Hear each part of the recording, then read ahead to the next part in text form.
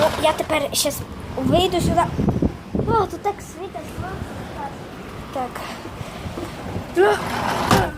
Ну тут таке, бачите, тут water slide, вийти можна. І вот і лестниця, по якій я зараз вийду наверх. Зараз.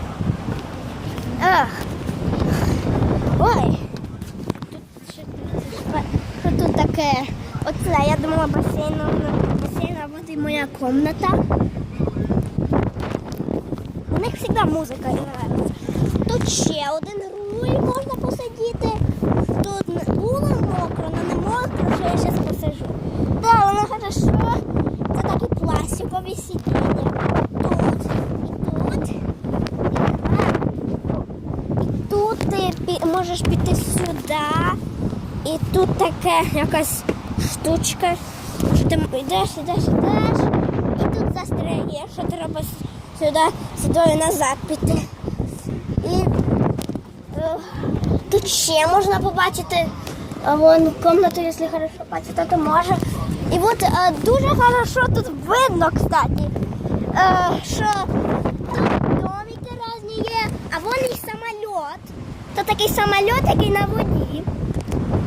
І тут різні такі дерева і острови. І ну, тут там паркінг є і по-моєму, десь там, або там, то там ти можеш якіт. І тут в сторону ще одна лодка, і тут ще дві. І тут там ще хайвей, машини там є. І такий боутхаус у нас.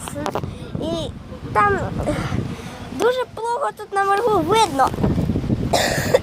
Воно вже сонце завжди в глаза світить.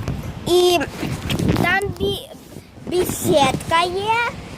І коли бесідки, то там заправка.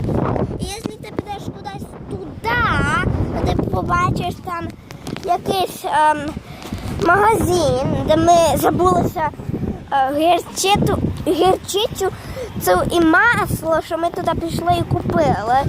І тут так, ти можеш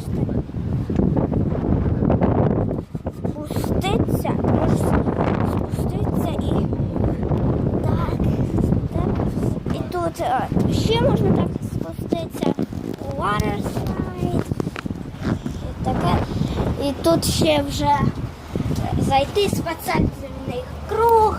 І тут такий замок навіть є. Ми не ставили замок, що ми можемо ще зайти.